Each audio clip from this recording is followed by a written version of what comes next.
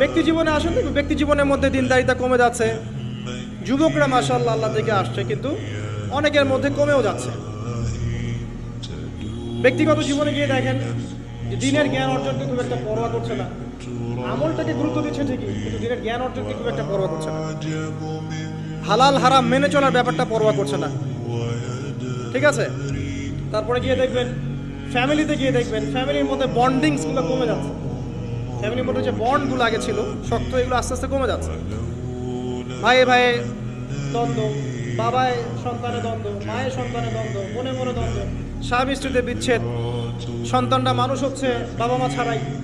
সামাজিক এই যে সামাজিক গঠন একক যেটাকে আমরা বলি পরিবার, এর বন্ডিংসগুলো ভেঙে যাচ্ছে এবং এটাকে আমরা নর্মাল মনে করছি এখন।